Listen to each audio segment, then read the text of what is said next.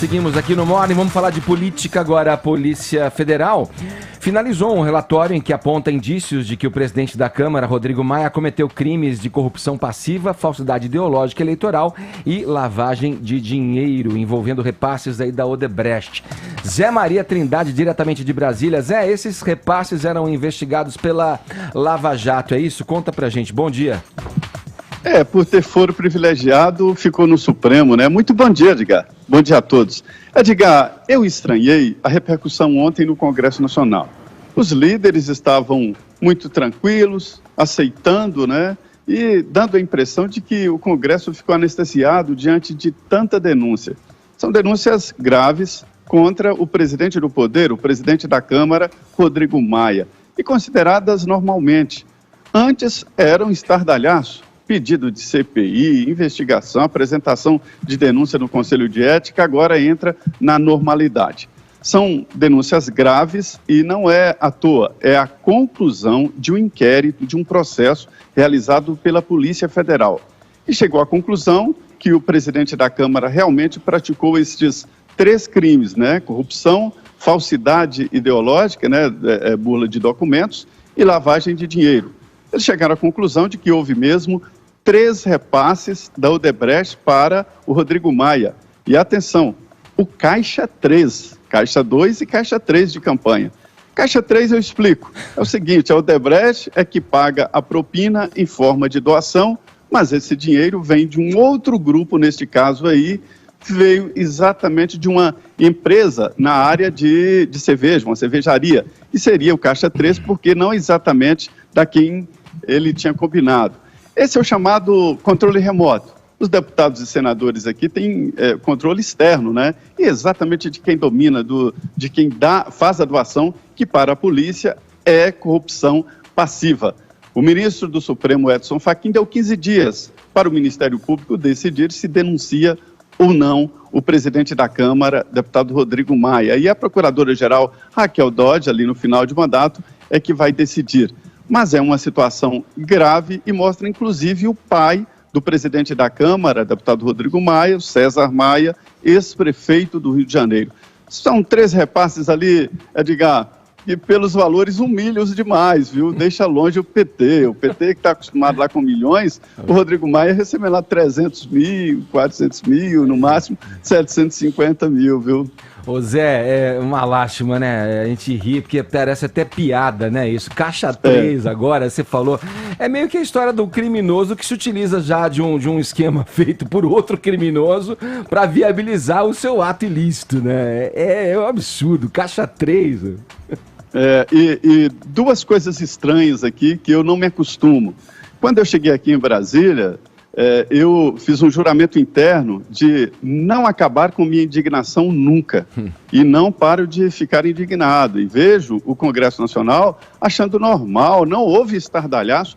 E isso é uma questão de estardalhaço, sim. É um presidente da Câmara, né, sendo alvo de um inquérito da Polícia Federal e prestes a ser denunciado, né, pela Procuradoria-Geral da República. Outra normalidade é esse ato da política ser financiada com dinheiro exatamente para dominar o Congresso Nacional. A situação muito grave e é considerado normal, não há mais pedido de cassação, nem instalação de CPI, nem nada. É como se fosse normal, a situação muito complicada para a política nacional. Ele se tornou um líder aqui em Brasília, é uma referência hoje, se considera o fiador da estabilidade da política, por ausência total de líderes.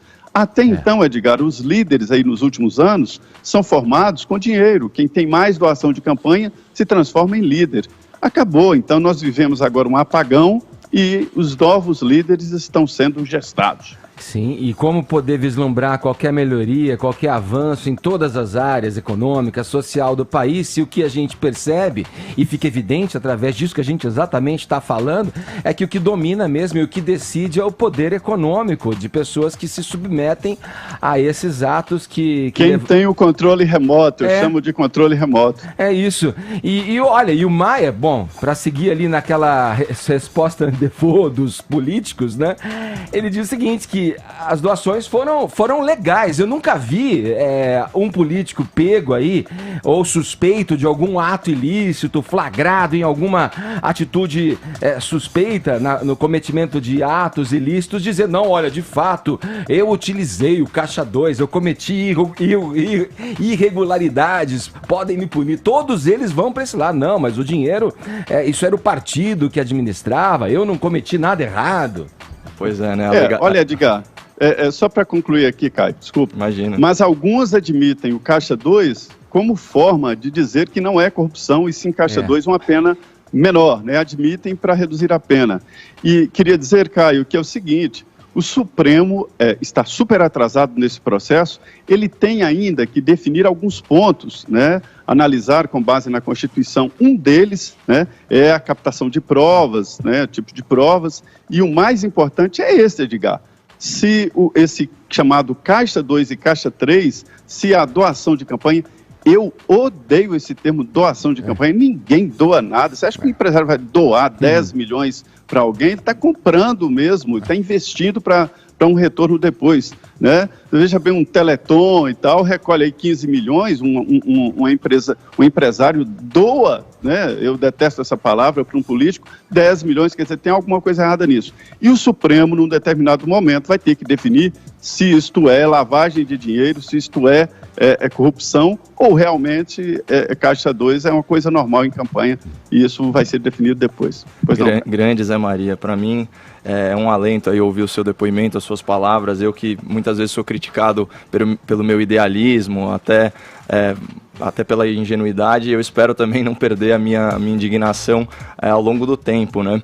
E esse inquérito da Polícia Federal, ele vai imputar, como bem colocou o Zé, 3 crimes distintos, né, ao Rodrigo Maia. Então, corrupção, lavagem de dinheiro e esse terceiro ilícito aí batizado de Caixa 3. E aqui vale a pena esmiuçar um pouquinho mais dessa prática criminosa para o ouvinte. Bom, o Caixa 2 eleitoral, todo mundo sabe, é aquele dinheiro não contabilizado e não informado, né, ao Tribunal Superior Eleitoral na prestação de contas das campanhas. Ele é utilizado para financiar ilegalmente uma campanha política, geralmente com verba de corrupção. Já o Caixa 3, como o Zé observou, é uma burla muito mais sofisticada. Ela oculta o verdadeiro doador da campanha. Então, utiliza-se uma empresa para fazer uma doação com aparência legal. É por isso que o Rodrigo Maia se safa com essa resposta padrão.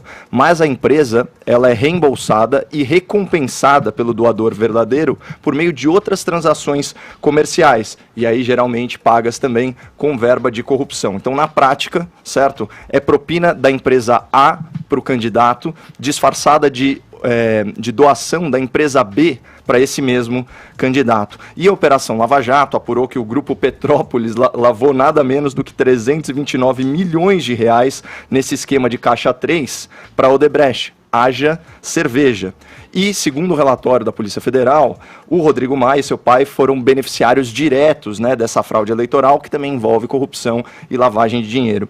O Zé Maria, ele observou muito bem o fenômeno da normalização do escândalo político, né? É uma lástima isso. Mas vamos falar então de outro poder, a imprensa. Esse indiciamento tem que ser um divisor de águas na relação da grande imprensa com o senhor Rodrigo Maia. Porque se antes ele era apenas um cara potencialmente corrupto, certo? Por ser um entusiasta do toma lá da cá, por andar em tão má companhia e por compor e liderar o Centrão, agora ele se torna provavelmente corrupto, conforme convicção formada pela Polícia Federal no inquérito de 150 páginas, certo? Então, assim, pelo princípio da presunção de inocência e pela fase aí, embrionária desse processo, que sequer se tornou denúncia, não se pode afirmar ainda categoricamente que estamos diante de um corrupto na presidência da Câmara Federal, não sejamos levianos, mas há indícios nesse sentido e a imprensa tem sim que mudar a sua atitude condescendente e subserviente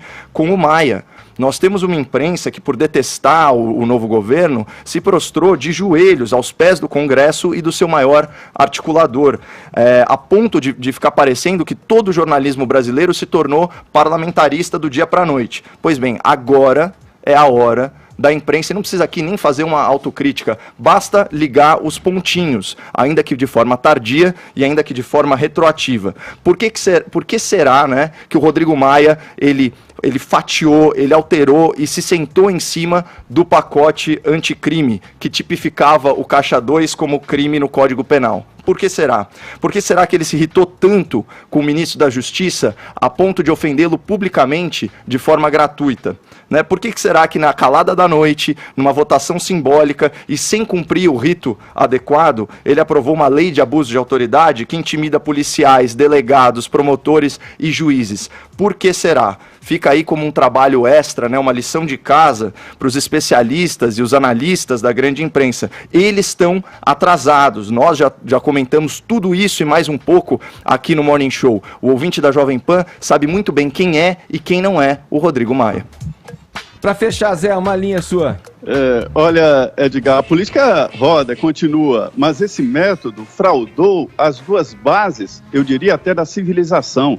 Os historiadores dizem que o mercado, né, a companhia limitada, é a origem de tudo, porque daí que surgiram outras invenções. Então, a maior invenção da humanidade é a companhia limitada. A segunda é a democracia. E essas pessoas lidando assim acabaram com o mercado, porque essas empresas não disputam o mercado, elas compram, né, lideranças e artificializam, e também compram a democracia. A Dilma, para ganhar do Aécio, gastou mais de R$1 bilhão. E o Aécio quase isso para tentar ganhar da Dilma, né? E a gente não pode esquecer que tem uma leniência com o Caixa 2 também dentro desse governo. A gente não pode esquecer que o Onyx Lorenzoni, que foi o primeiro nome indicado para compor esse governo, foi acusado de Caixa 2 e, segundo o nosso ministro da Justiça, já se arrependeu e pediu desculpas, então estava tudo bem. Desculpa não é suficiente. Caixa 2 tem que ser considerado crime. E Zé, sobre isso que você falou ao final da tua frase aí, me lembro muito nitidamente na campanha dessas próprias empresas, a JBS, a própria Odebrecht, distribuindo essas verbas em valores iguais para os dois espectros políticos, os dois lados. Quer dizer, é um ganha-ganha. Ganhou esse aqui, tô junto. Ganhou aquele lá, também tô junto. E esse foi o modus operandi de muito tempo na política brasileira. Quem sabe ainda persiste, mas há de acabar, pelo menos na modesta esperança, Zé. Obrigado pelas informações, viu? Bom trabalho aí em Brasília. Muito bem, obrigado. Bom dia.